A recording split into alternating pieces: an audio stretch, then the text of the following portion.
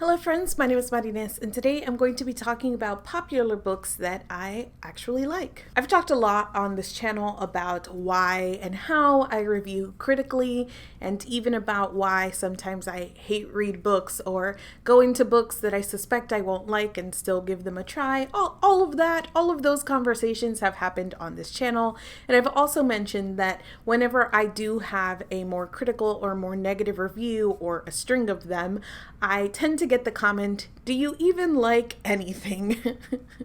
I consider myself a pretty balanced reader. I read very widely. I read anywhere from 75 to 100 books a year, and my average rating tends to be like 3.6, 3.7, 3.8, basically signifying that I am enjoying most of what I read. I also try to put out pretty balanced content, but I'm not making my most popular content, so my negative reviews do certainly do better on my channel than any of my other content, but I don't know, like the YouTube algorithm, I'm not only making that content and I'm also not watching that more than my other stuff. But I also enjoy making critical reviews. Like, I enjoy both sides of it. I love gushing about books I loved, and I love picking apart why a book didn't work for me. More often than not, that comment of like, "Do you like anything?" is coming from a place of trying to, diminish my opinion or say like, obviously I can't be trusted because I don't like anything. A lot of times people tell me like, do I even like reading? Do I even enjoy reading? Obviously, me enjoy reading. How could she? Anyways.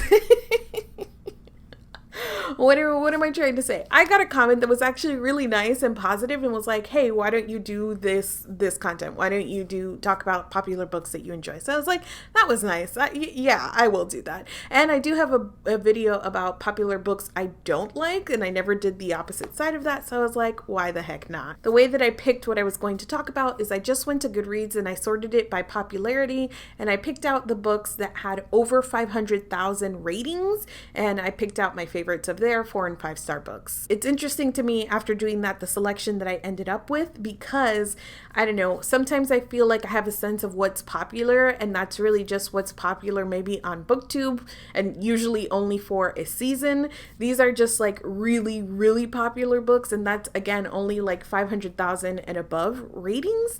So yeah, the like limit of popularity, or how you even define that in terms of looking at Goodreads or what's being talked about on BookTube, I don't know, but this is how I decided to do it. So here we go. These are in no particular order. I just pulled them off of my shelf as I was saying them, and now I'm going to grab them from my couch and hold them up. So that's the order they're in. And we're starting with the His Dark Materials series by Phillip Pullman. I have 2 copies of this series, but anytime that I can show the Folio Society copies that I own, I do. I love Folio Society copies. I bought these after my first big promotion. I was still living at home too, so it was a little treat to myself. These days, my treat to myself is paying rent.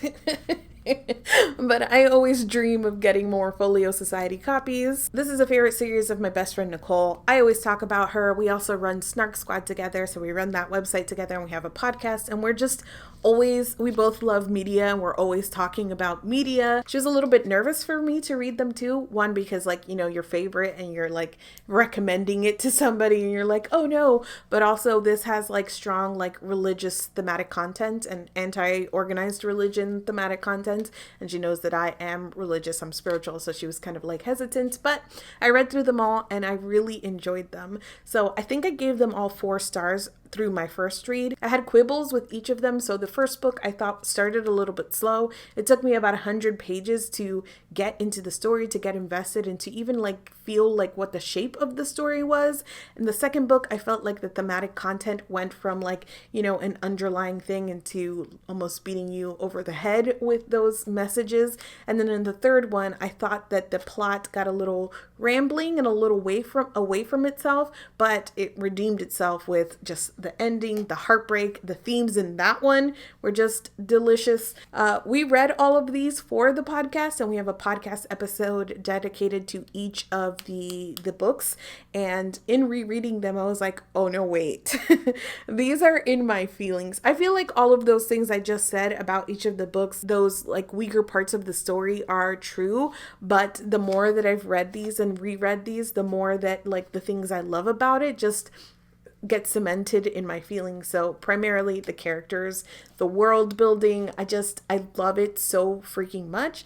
And I am enjoying the HBO and BBC adaptation of the series. So yeah, I love these a lot. I get why people might not, especially because you kind of have to get over that hurdle in the first book of getting invested. But Lyra and Will are some of my favorite characters of all time, and I love rereading these. Next we have The Lord of the Rings by J.R.R. Tolkien. When I first read The Fellowship of the Ring, it took me a very long time to get through it, and after I finished reading it, my Goodreads review was basically like, I finished it. That's all I have to say about that, and I didn't move on. I knew that I wanted to finish the series though, just from the place of it's a classic, it's beloved by many, like it's just something that I wanted to get through.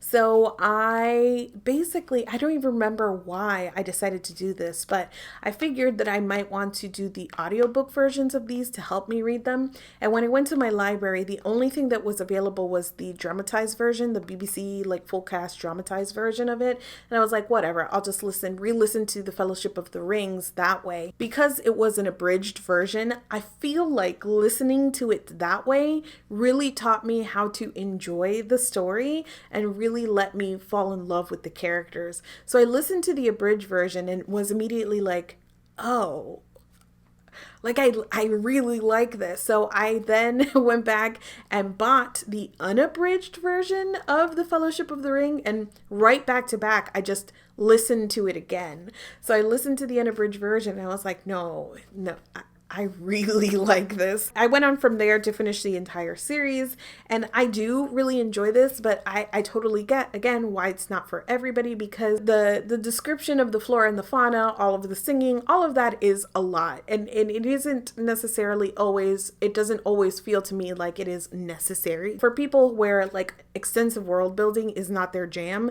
this is going to be a struggle for sure. But again, just some of my favorite characters of all time exist in this, and sort of the epic nature of the storytelling, the thematic content are just right up my alley. At this point, I've read through the entire series once, but I've reread The Fellowship of the Ring like 6 or 7 times. I reread it at the beginning of the pandemic last year. So yeah, this is a favorite of mine, I would say. I desperately want the Folio Society editions of these 3 books.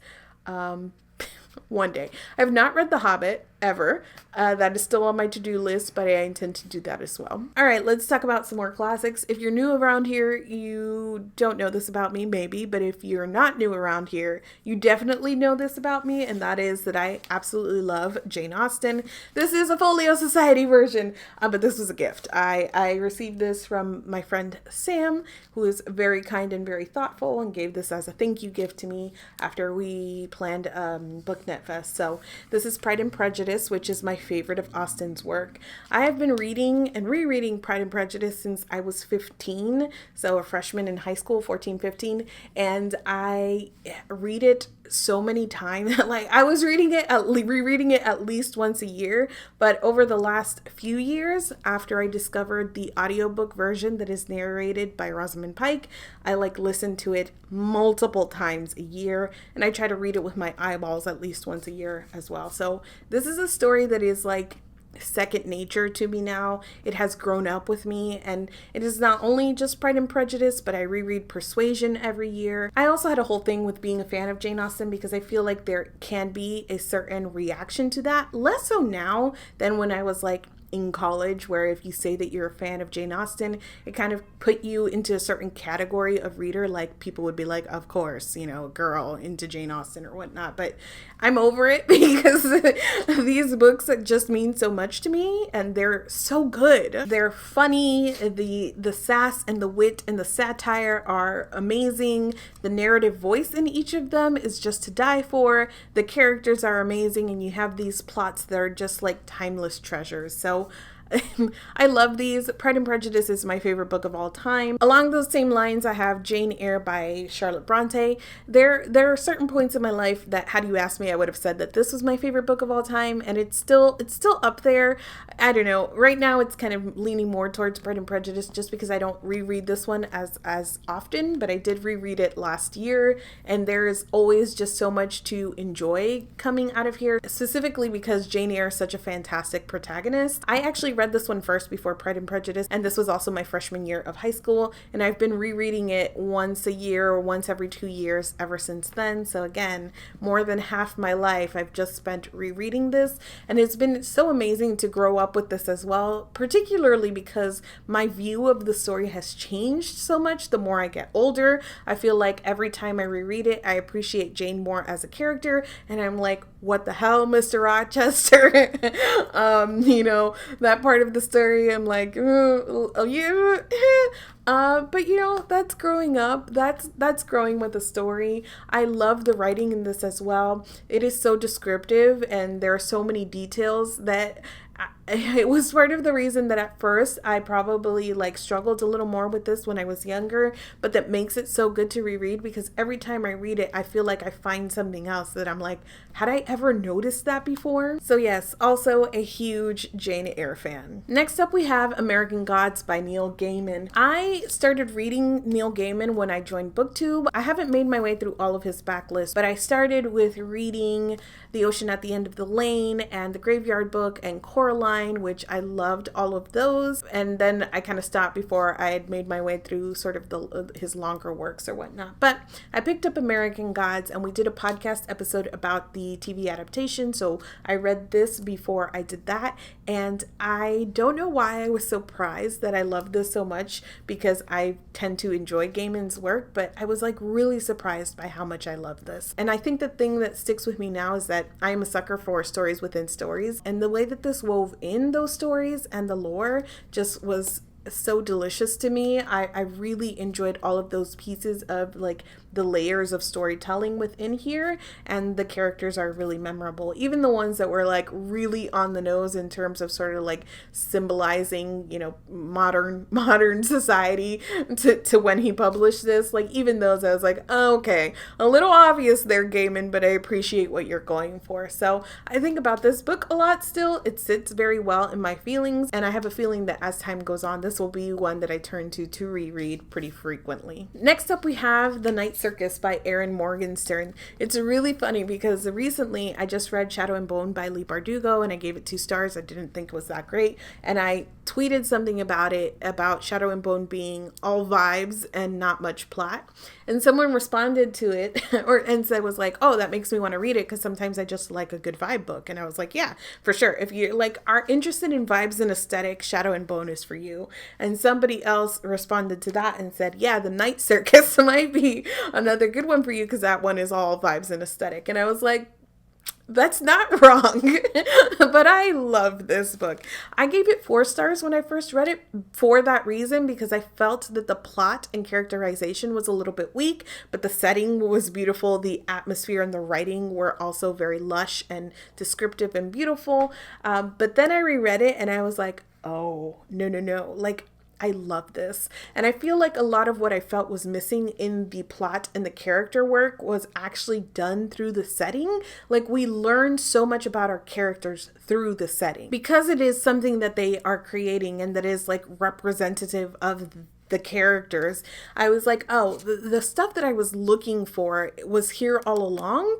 I just, it took a second reading to really put all of that into focus for me. Here's a book that is mostly vibes and aesthetic that I really, really enjoyed. The setting is truly unforgettable, and I love diving into this magically sad, atmospheric, just adventure of a book. And lastly, I have The Hate You Give by Angie Thomas. This is obviously a book that has become super popular recently, and that is super popular on BookTube.